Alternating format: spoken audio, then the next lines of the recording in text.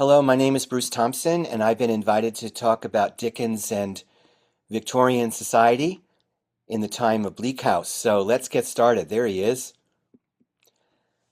As you probably know, he was born in the southern part of England, the countryside, but he became the great novelist of London.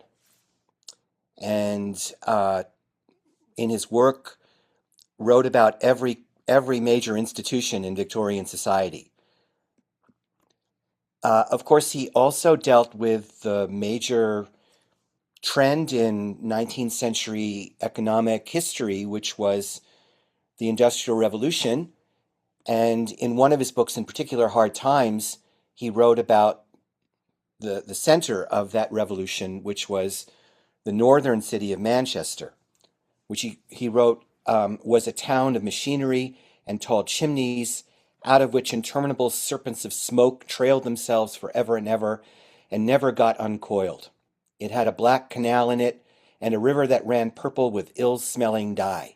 And vast piles of buildings full of windows were there, a trembling and a rattling all day long, and where the pistons of the steam engine worked monotonously up and down like the head of an elephant in a state of melancholy madness.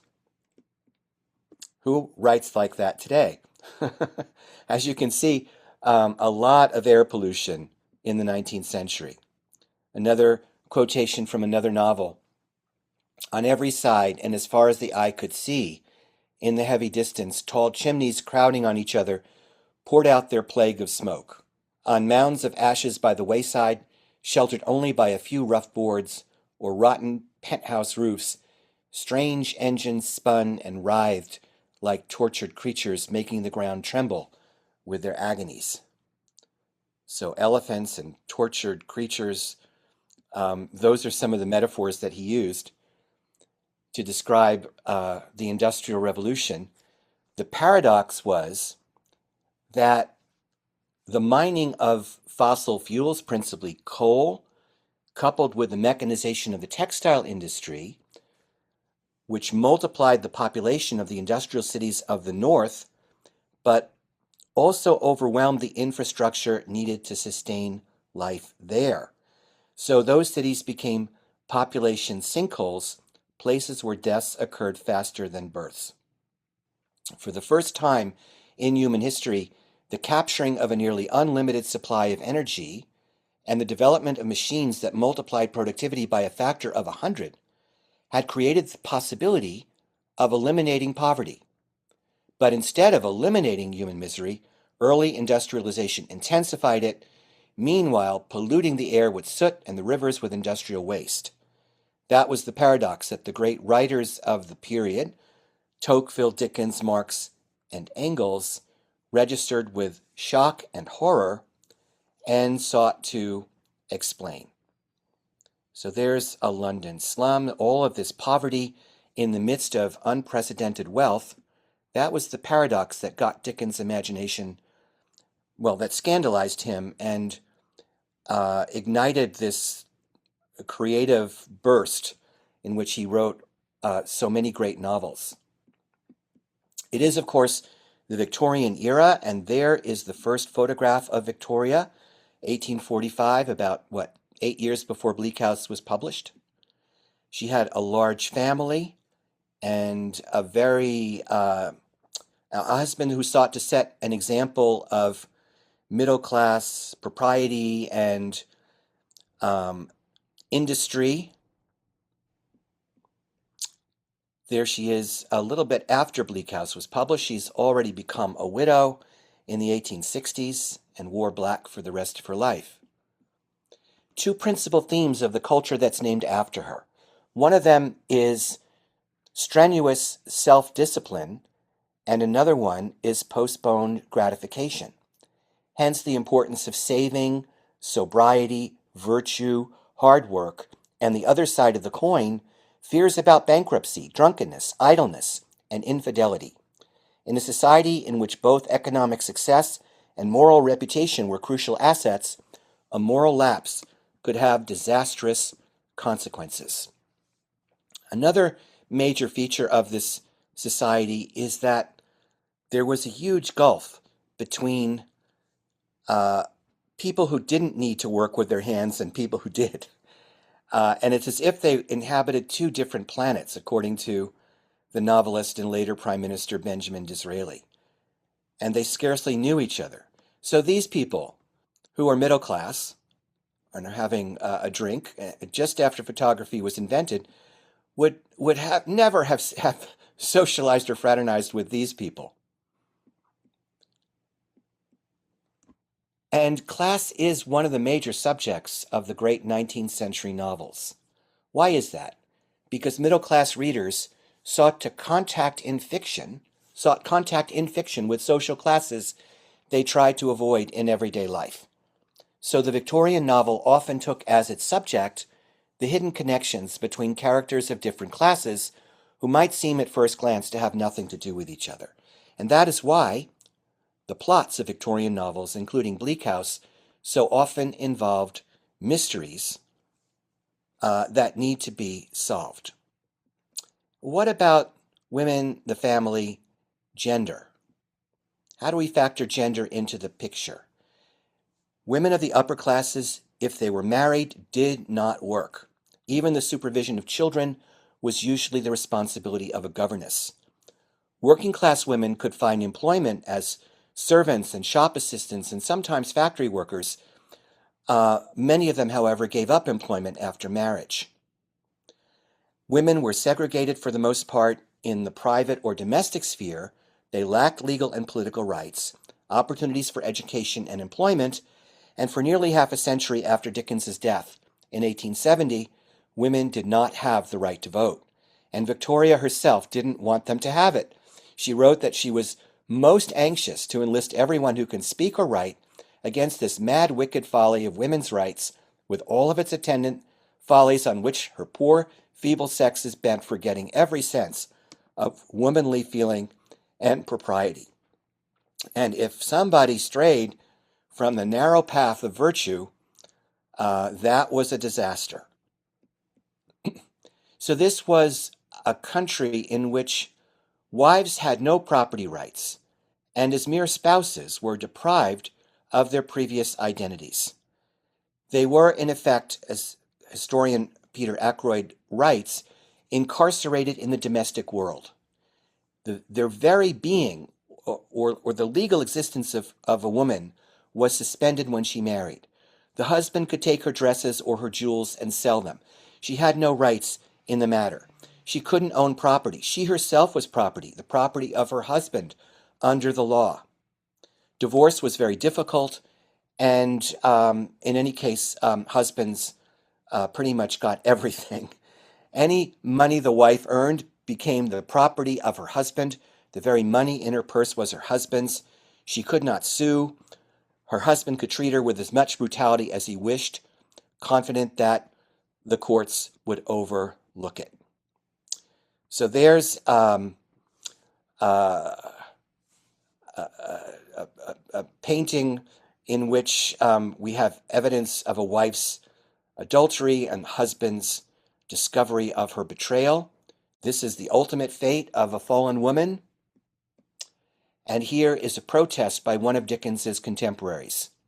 One of the characters in The Woman in White exclaims, "Men, they are the enemies of our innocence and our peace.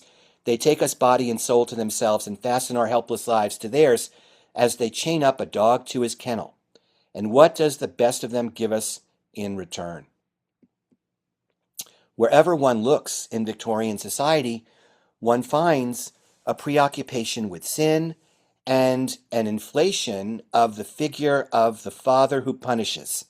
At the heart of Victorian morality lay the concept that man was accountable for every moment he spent on earth.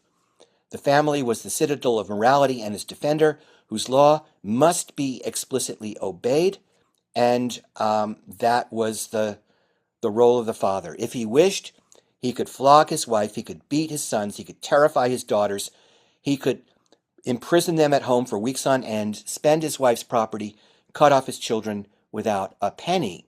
It's a society that's very different from that of the United States in the middle of the 21st century.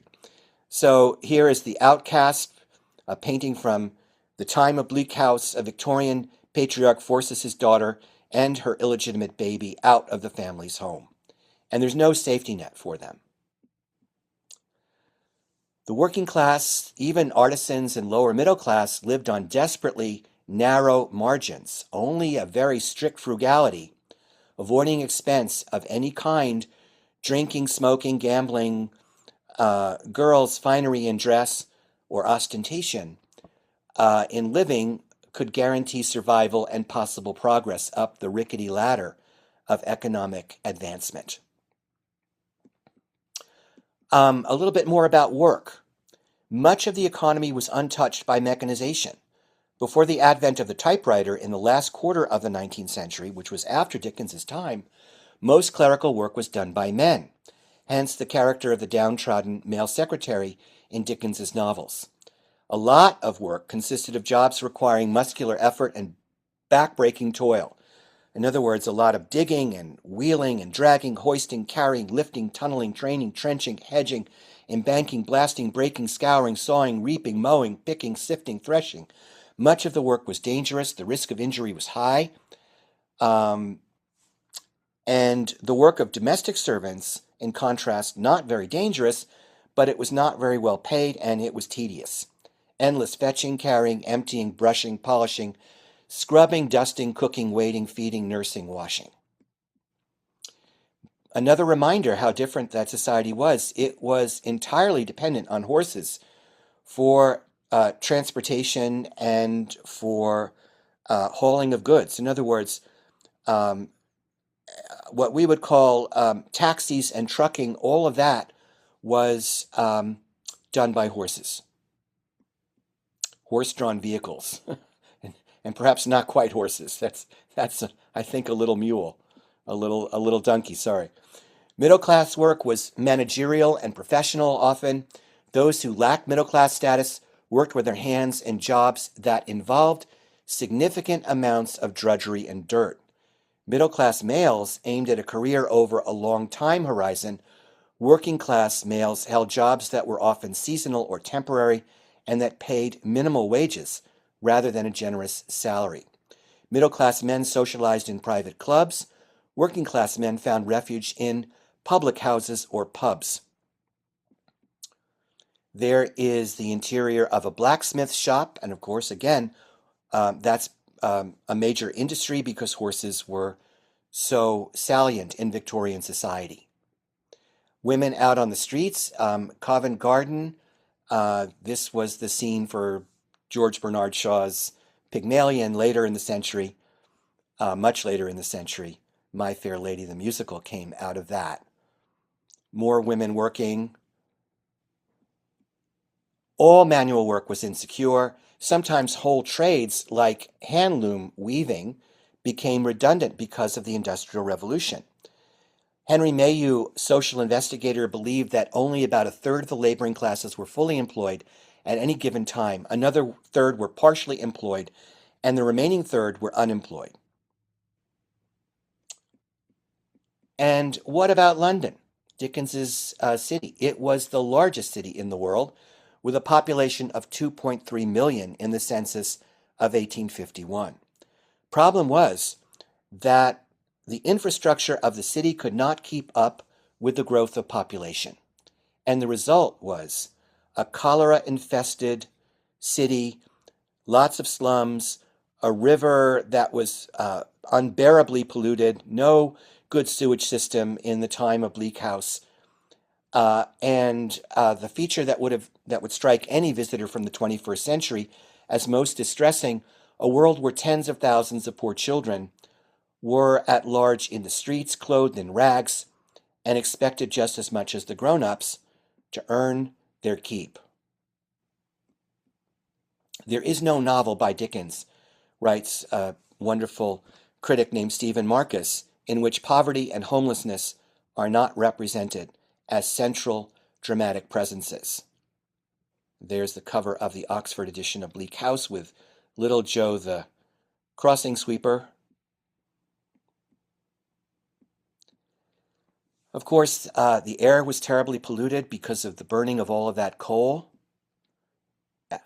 even a century after Bleak House was published, London would experience these terrible smoggy fogs, pea soup fogs, as late as the 1950s. And the river, the Thames River, was a disaster. Cholera killed over 10,000 Londoners in 1853, the year Dickens published Bleak House. And everyone was vulnerable to this horrific disease, which was caused, of course, by bacteria in the water, by sewage in drinking water. So a major achievement, which did take place in Dickens's lifetime, was the creation of a modern sewer system. There it is. And finally, just one more point, and that is the law, which plays such a major role in the novel. Dickens's father was imprisoned because of debt at a prison called the Marshalsea, which put Dickens into a factory at a very early age and traumatized him. When he was 16, he learned shorthand and began working as a court reporter.